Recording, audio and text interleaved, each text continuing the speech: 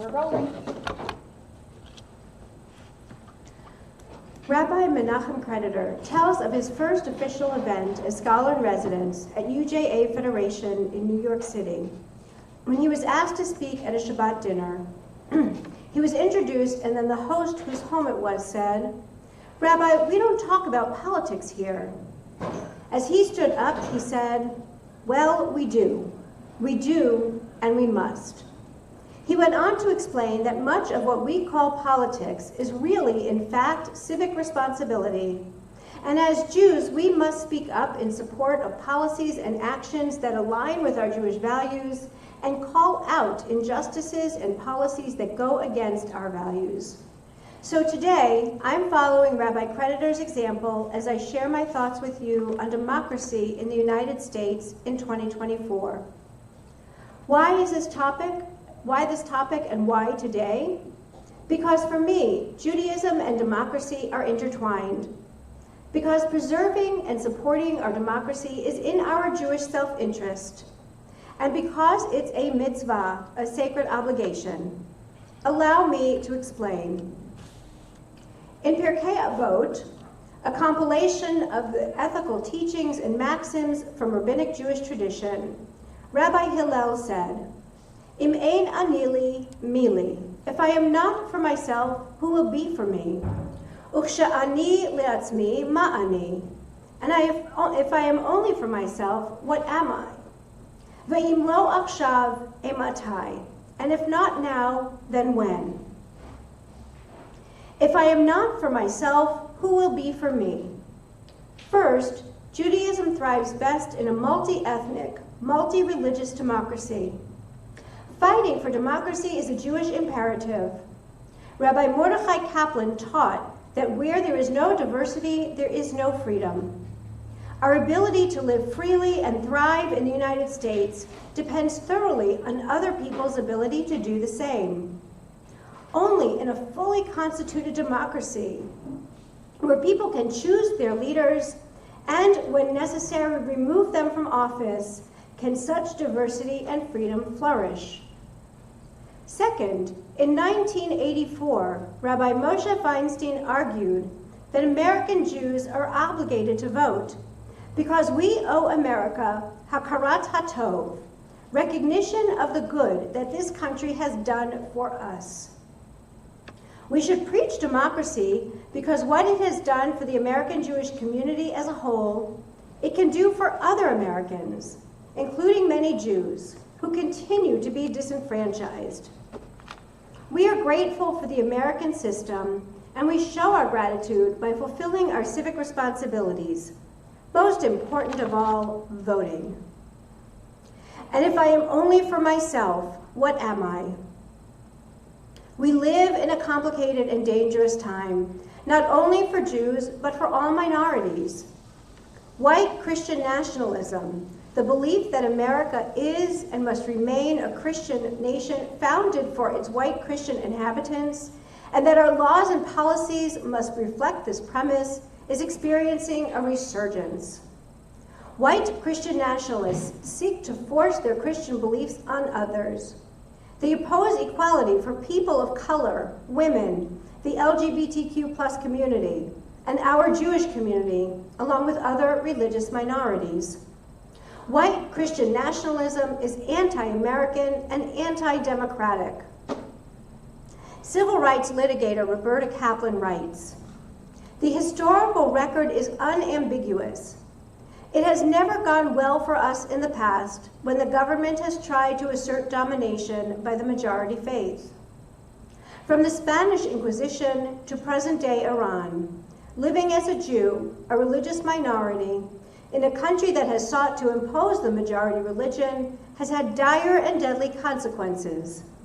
Mother Emanuel, Tree of Life, Charlottesville, El Paso, Buffalo, all acts of domestic terror fueled by white Christian nationalist thinking." White Christian nationalists want power at any cost.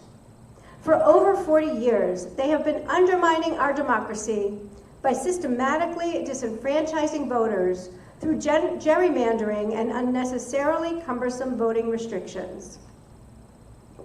White Christian nationalists don't want us to vote. They don't want people of color or LGBTQ+ people or legal immigrants to vote either. Our tradition teaches us that, in the words of the prophet Isaiah, we must raise our voice like a shofar, standing up not only for ourselves, but for all oppressed people. Since childhood, I've idealized American democracy. Two of my earliest memories are of accompanying my father to the voting booth, punching the holes in the ballot once I was old enough to do it carefully, and learning to put my hand over my heart for the Pledge of Allegiance.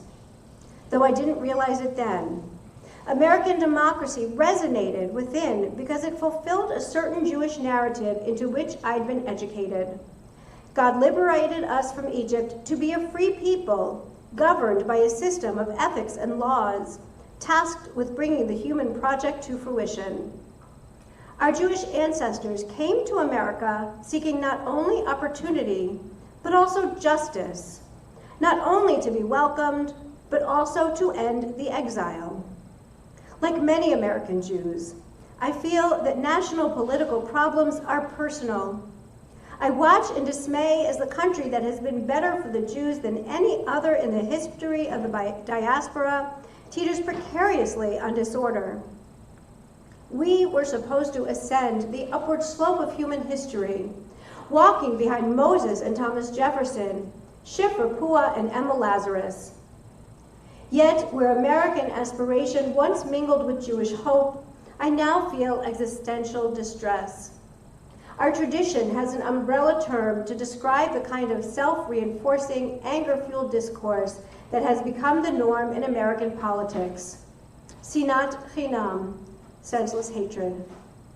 As manifestations of political extremism, government shutdowns, impeachments, refusals to accept the legitimacy of elections, and the storming of the US Capitol in January 2021 become normalized. I wonder about the direction, both the direction our country is headed and the safety of its citizens. Mind you, Judaism has no problem with polarization. Rabbis Hillel and Shammai were polarized. But in the past decade, we have seen a dramatic increase in what the One America movement calls toxic polarization, the feedback loops that exacerbate and reinforce division. Polarized people simply disagree, even strongly. Toxically polarized people see the other side as a mortal threat. Instead of following the norms of healthy citizenship, inclusive dialogue, transparent deliberation, rigorous intellectual debate, respect for institutions, and the elevation of human dignity over specific policy goals, disagreements have become increasingly personal, with people attacking individuals rather than their political opinions. And social media tends to amplify this dynamic. People are increasingly concerned with labeling others instead of thinking about their arguments. When each side thinks that the other's beliefs are not only wrong but illegitimate, the capacity to listen vanishes and reasonable disagreement collapses. This is our dilemma. How can we deal with our fellow Americans who are forsaking democracy by perpetuating a big lie and conspiracy theories, restricting voting access, and setting the stage for overturning the next election if it is not in their favor? Yet how can we not deal with our fellow Americans who are our family members, our neighbors, our friends? How can we give up the search for common ground and the quest for the common good? Here's how I respond. While I will resist every action that is anti-democracy, I will engage in every effort that is pro-democracy. I will call out every action that is racist and unjust and defend those who are powerless. I will listen to every critique of my own views, and I will try to understand the positions of those with whom I disagree. I will do this in the spirit of tolerance and diversity that is the best of America, and I will do so in the spirit of worthy debate that is central to my Jewish heritage. The great debate of the Talmud was between the school of Shammai, which would equate to modern-day conservatism, and the school of Hillel, which would equate to modern-day liberalism. The debate went on for centuries. Shammai and Hillel and their disciples disagreed on just about everything. Yet time and again, the view of Hillel prevailed in Jewish law. Beit Hillel was able to convince the majority to side with them over and over. The Talmud itself poses the question, how could this be? And the Talmud itself answers its own question in a now famous passage. Elu ve'elu divrei Elohim chayim. These and these are the words of the living God. Both schools of thought have their place. Both are precious. Each is to be valued. But the reason Beit Hillel prevailed, the passage continues, is because they were agreeable and forbearing, showing restraint when affronted. And when Beit Hillel taught the law, says the Talmud, they would teach both their own statement of position and the statement of Beit Shammai. Moreover, when they formulated their teachings and cited a dispute, they prioritized the statements of Beit Shammai to their own, in deference to Beit Shammai. What a great model for us to emulate. The house of Hillel cited their opponents before themselves. They showed honor and respect to those they disagreed with. They refused to engage in negative campaigning.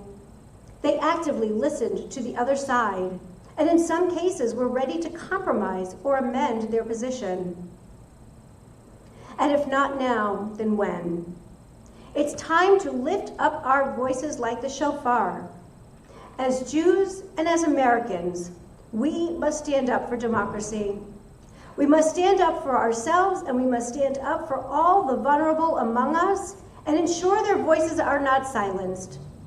Because we know that every citizen deserves to have their voice heard. The work is hard, and it's going to take all of us. But I have hope. I truly believe that if we each do our part, if we each use our voice, we can make a difference. Again, from Pirkei Avot, this time the words of Rabbi Tarfon, who said, Lo alacha hamlacha ligmor, v'lo ata ben chorin lihivatel mimena. It is not upon you to complete the task, but neither are you free to desist from it.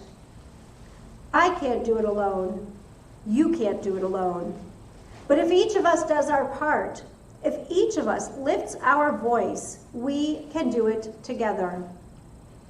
And if not now, then when? It's time to tell an old story, one of the magnificent tapestry of people who make up this great country and the democratic ideals upon which the United States was founded. Be loud, speak out. Do not hold back, lift up your voice like the shofar. Shana Tova U'Metuka. May we all be blessed with a good and sweet new year.